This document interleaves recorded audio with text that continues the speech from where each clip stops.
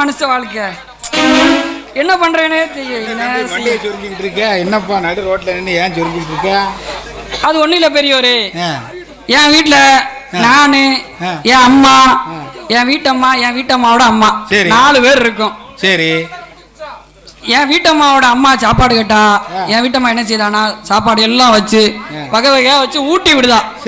என் அம்மா சாப்பாடு கேட்டா மட்டும் சல்லு புல்லு விடுதா, வச்சே கொடுக்க மாட்டேங்க. அது என்னப்பா உங்க அம்மா கேட்டா சாப்பாடு கொடுக்கல, அவளோட அம்மாவுக்குனா கொடுக்க அப்படி கேட்க வேண்டியதானே? கேட்டேன்னு ஒரு நாள் பட்டான்னு காட்டி உருவிட்டான். அன்னைக்கு மாதம் டவுசர் போட்டிருந்தேன், இல்லைன்னா என்ன ஆயிருக்கும். நல்ல வேலைப்பா வேட்டி வரும்போது டவுசர் போட்டிருந்தேன். அதாவது இப்போ எல்லா வீட்லேயுமே அப்படித்தான் இருக்கு. கல்யாணம் முடிச்ச அடியில் மாமியா வந்து தனியாக உழ வச்சு அது பாவம் காப்பிடி சோறை போய் சாப்பிட்டுக்கிட்டு இருக்கு. என்ன செய்ய? ஆனால் இன்னொரு விஷயம் இருக்குது, நீ நல்லா தெரிஞ்சுக்கணும். நாளைக்கு ஓ வீட்டுக்காரிக்கு, புரியுதா, ஓ வீட்டுக்காரிக்கு ஒரு மருமக வருவாள்ல, அப்ப போதப்பா இருக்கு. அவளை கொடுக்க மாட்டாள்ல, அப்ப தெரியும் அவளுக்கு. அதான், அதாவது வென விதிச்சே வென இருப்பானது மாதிரி மக்கள் தெரியாமலே சில வேலைகள் செஞ்சுக்கிட்டு இருக்காங்க. வயசாகும் போது அவங்களுக்கு நல்ல பணிவிடைகள் பார்த்தா நல்ல மோச்சம் கிடைக்கும். என்ன செய்ய, நாம சோதனை சொல்லிட்டோம். ஆனால் பெண் புத்தினுங்காங்க. பெண்கள் வந்து கொஞ்சம் லேட்டாக தான் யோசிப்பாங்க. காலகாலத்தில் சரியாகும். அவன் வீட்டுக்காரி 60க்கு நீ சாப்பாடு கொடுத்து உங்கள் அம்மாவை நீ பாதுகாப்பான். சரி பெரியவரே. பையனை பார்த்தா ரொம்ப இலகின மனசாக இருக்கான். நல்ல தெரியாம போயிட்ட மாட்டிக்கிட்டோம். தெருல ஒரு வேலையும் காணோம்.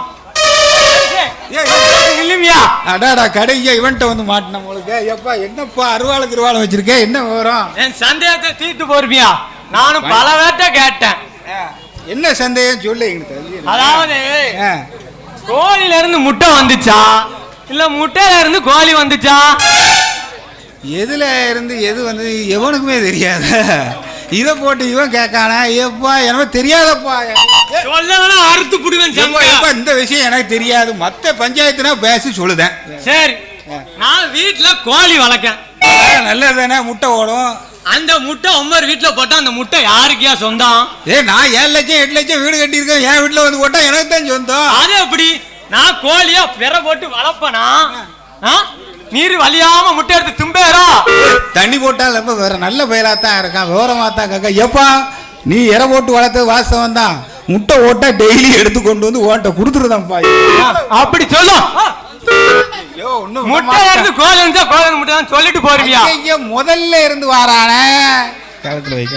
அதாவது எப்பா அந்த விஷயம்லாம் எனக்கு தெரியாது. சொல்லிட்டு போறீங்க. அறுத்துருவோம் கழுத்தா. அருவாளை வச்சிருக்கப்பா, கழுத்தை அறுத்துறாதப்பா. நானே ஒரு பையன் வச்சிருக்கேன், அவனுக்கு காலகாலத்துல கல்யாணம் பண்ணி பார்க்கணும். என்ன காலில் சூடா போகுது? ஏய் நேரம் போ போ போ.